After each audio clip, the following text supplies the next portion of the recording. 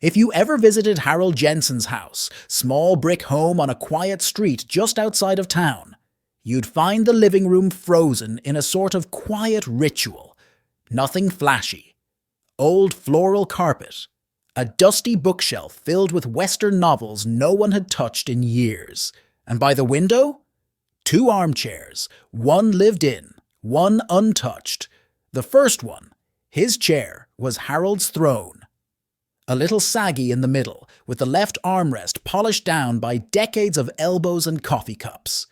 It creaked when he sat down, but he always said it had character, like an old friend who grumbled a bit when you asked them to stand. Now, the second chair, that's the one that mattered. It was never empty on accident. That chair had been waiting, faithfully, for 27 years. Rain or shine, Sunday after Sunday, Harold would sit with his newspaper folded under one arm and glance out the window like a man expecting someone any moment. Someone who, deep down, he feared might never come. That chair belonged to his son, Daniel. No one else ever sat in it, not neighbors, not nieces, not even the mailman who once offered to sit down while Harold searched for a missing package.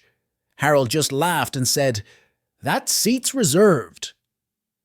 He didn't explain further. He never did. Over time, folks stopped asking about it. But the truth never changed. That chair wasn't for guests. It was for the boy who'd once called him Commander Dad, back when life still felt like an adventure.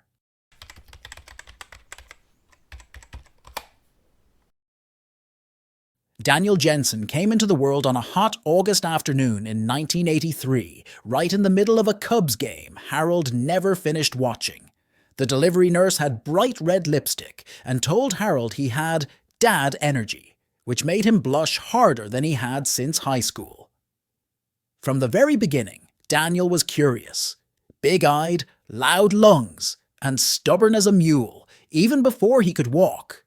But Harold loved that about him. He said it meant the boy had grit, something the world was sorely lacking. Their early years together were a highlight reel of cardboard forts, comic books, and Sunday night spaghetti wars. Daniel loved to play pretend, and Harold, despite being a no-nonsense factory man, threw himself into those games like a Broadway actor on opening night. One time, Daniel turned a refrigerator box into a spaceship. Taped on bottle caps for control panels, called it the USS Freedom. Harold helped him add wings made from pizza boxes, and even painted Commander Dad on the side in red marker.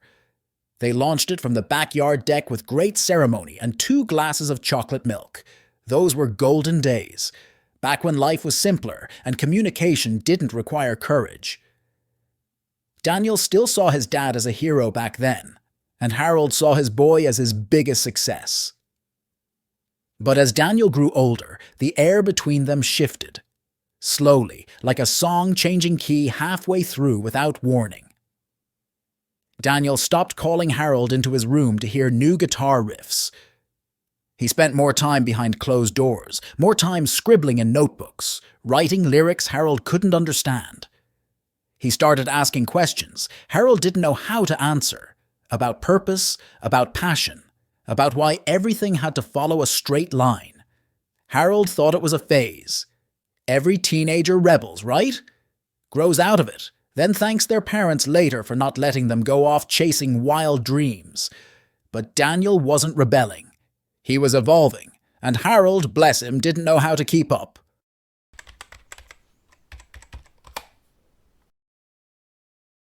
The day it all came to a head started like any other. Grey sky, light drizzle, the smell of coffee drifting from the kitchen.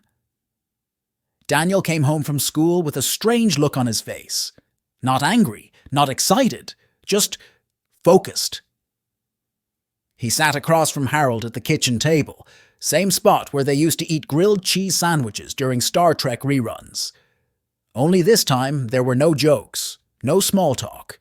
Daniel said he had news, said a local band had offered him a summer tour gig, said he wanted to take a gap year, said he wasn't applying to college right away. Now, Harold, God love him, had heard a lot of things in life. But this This hit him like a cold slap. He didn't yell right away. Just leaned back in his chair, crossed his arms, and gave Daniel the look.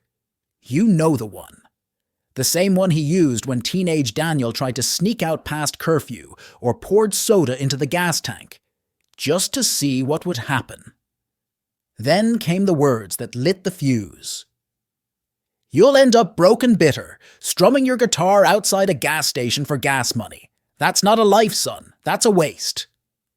And Daniel, who had always tried to keep peace, even as a child who apologized to spiders he squashed, stood up slowly.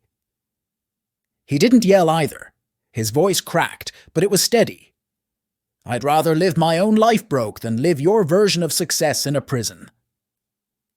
It wasn't the words themselves. It was the way he said them, like a goodbye hidden in plain sight. He didn't storm out. He packed a bag, took his guitar, left a note on the kitchen counter. It said, I love you, Dad, but I need to go find out who I am before I forget. Harold stood at the window for a long time that night. The porch light stayed on until morning. And so began the silence.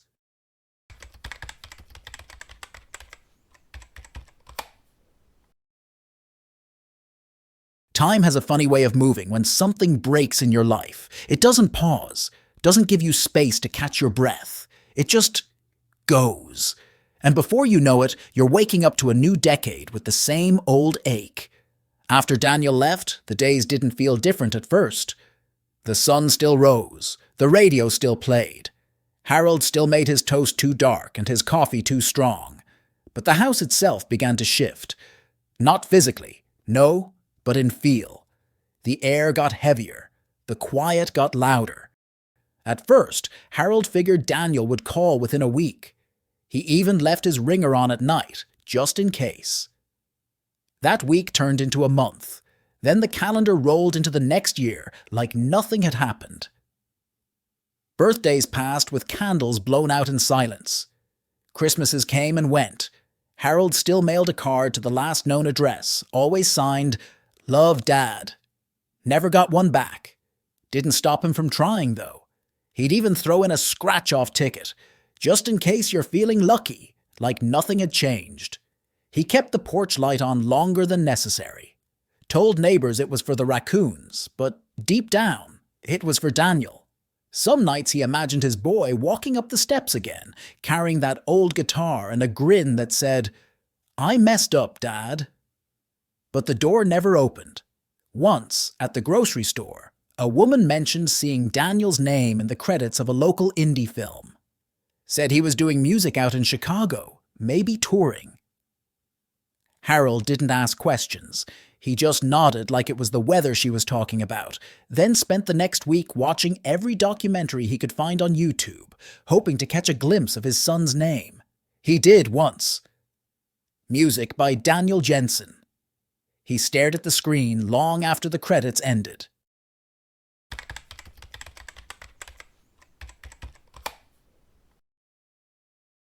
If you opened the bottom drawer of Harold's desk, you'd find a story written out in fragments, 100 pages long and just as heartbreaking. That drawer became sacred. It held all the things Harold couldn't say out loud, letters to Daniel, every single one of them unsent. They were dated like diary entries. Some were penned in the raw heat of emotion, furious, demanding, full of things like, how dare you disappear like that? Others were soft, almost whispering, I miss you more than I know how to say. He tried every angle. Some were playful.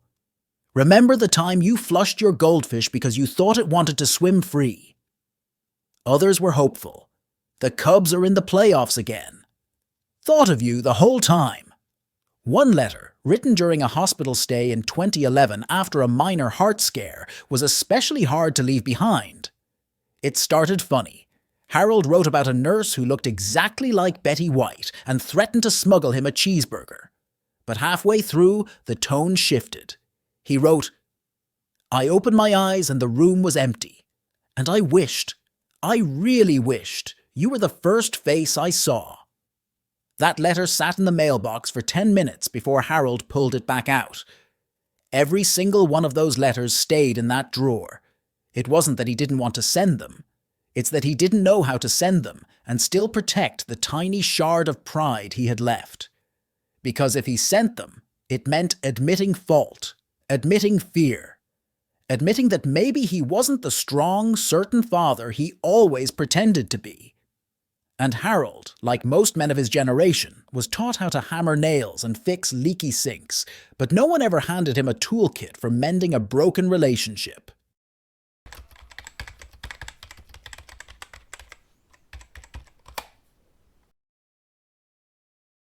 Harold used to believe that being right mattered, that it would keep him safe somehow. He'd grown up in a world where men didn't say sorry unless something was on fire, and even then, only if they'd personally lit the match. So when Daniel left, Harold stood firm. He told himself he was protecting his son. That a life in music was just risk dressed up as freedom. That his job as a father was to steer the ship, not hand over the wheel to a dreamer with a guitar and a suitcase full of question marks.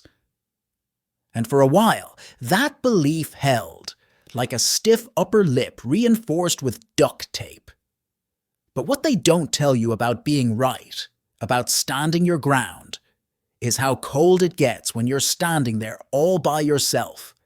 Being right didn't keep Harold company at dinner, didn't fill the quiet hours between the 6 o'clock news and bedtime, didn't ask how his day was or laugh at his old stories. Being right just sat there, smug, silent, and useless. And slowly, Harold began to wonder, what if right wasn't the point? What if the point was love, messy and flawed and occasionally off-key? He never said it out loud, not even to his barber or to Bob from next door, who once told him he'd never back down to his kids either. Harold just nodded and grunted in agreement, while inside, something small was unraveling. He missed his boy, every day, every hour. But his pride was still taller than the fence outside his house, and so he waited, and the silence stretched on.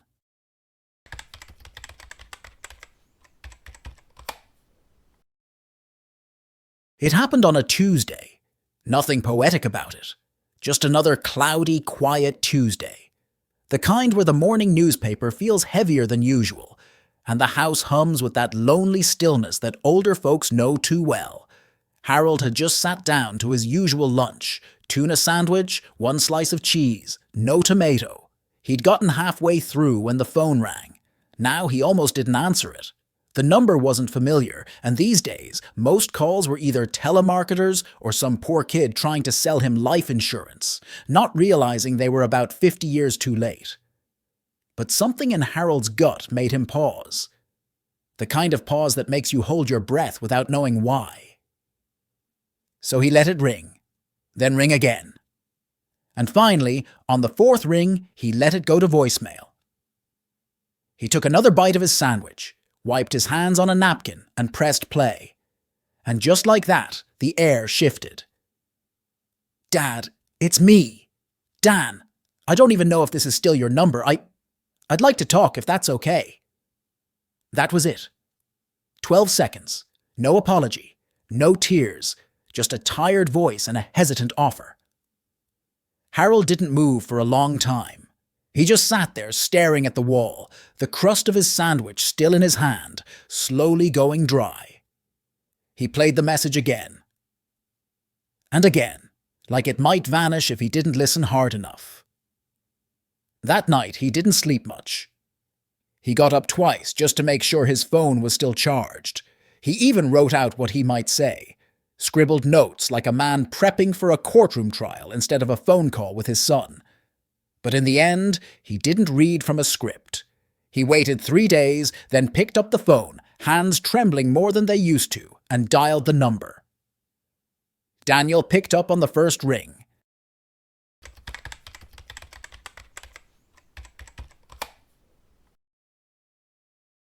They agreed to meet halfway, neutral ground, no pressure.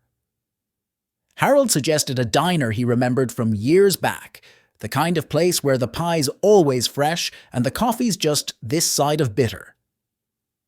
It was snowing that morning. Not hard, but steady. The kind of snow that makes the world feel quieter, like nature itself is holding its breath. Harold arrived first, sat in a booth by the window, fingers tapping the table like they used to tap the steering wheel during long drives to Little League. Then the door swung open. A gust of wind followed him in. And there was Daniel. Beard down to his collar, heavier coat than he used to wear, but same eyes, same walk, same nervous half-smile that used to surface whenever he got caught sneaking snacks before dinner. They didn't hug. Neither of them knew if they were ready for that yet. They just nodded, like two poker players laying down their cards, and sat across from each other with the space between them filled with years they couldn't quite talk about. The waitress came, took their coffee orders. Neither touched the menu. They sat in silence for a bit. Not uncomfortable, just heavy, like both men were searching for the right note to start the song. Then Daniel broke it. "You remember that dumb cardboard spaceship?" Harold smirked. "USS refrigerator box." Daniel laughed, really laughed, and shook his head. "We use pizza boxes for wings. I think I believed we could actually fly." Harold looked out the window at the falling snow, then back at his son. "You did fly," he said quietly. "Just not the direction I expected." There it was, not an apology, not yet. But something cracked open, a little warmth, a little truth. The coffee came. They talked, haltingly, awkwardly, like men learning a new language built on old regret and cautious hope. And for the first time in years, Harold didn't feel alone in that conversation.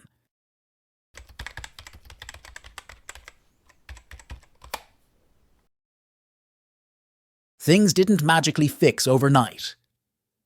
This wasn't a Hollywood ending wrapped in a bow.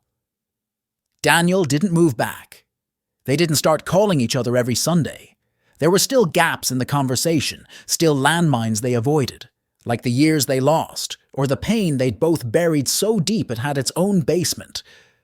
But they tried, and for Harold, that was everything. Daniel came by now and then, sometimes for coffee, sometimes with his daughter June, a wide-eyed, sticker-happy tornado who called Harold Grandpa H and asked him if he used to ride dinosaurs. He said yes, obviously. June had Daniel's laugh, and her mother's freckles. She once pointed at Harold's bald head and asked if that's where all the stories came from. He told her yes to that too. And then came Father's Day. Harold had been thinking for weeks about what to give. Socks felt too impersonal, tools too ironic. So he sat down at that same desk, the one with the drawer full of old regrets, and this time he wrote something different. A letter. Not the kind soaked in guilt or aching with apology. Just a clear, honest reflection of a man who had lived with silence long enough. He folded it neatly. No envelope, just handed it to Daniel on the porch after their visit. Daniel opened it in the truck before pulling out of the driveway. It read, "Dear Daniel, I was scared when you left, not because I thought you'd fail, but because I didn't know how to let you go. I confused control with love, and I pushed too hard when I should have listened. I missed you every day, but my pride kept me stuck. I thought being right would make me feel better, but it only made the silence worse. I am proud of the man you've become. I always was. I just didn't know how to say it. If there's still room in your life for an old man who got a lot wrong and finally wants to get it right, I'd be honored. Love, Dad." Daniel didn't say anything right away. He just stepped out of the truck, walked back up the porch steps, and wrapped Harold in a hug that felt more like a bridge than a gesture. And for the first time in 3 decades, the air between them was quiet, but no longer empty.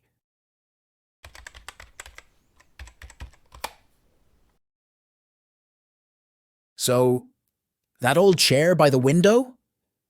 It isn't empty anymore. Daniel comes by now, sometimes with coffee, sometimes with little June, who climbs right up and asks Harold if he really was a space captain once. And Harold just winks like it's classified. No, this wasn't a perfect ending, but it was a real one.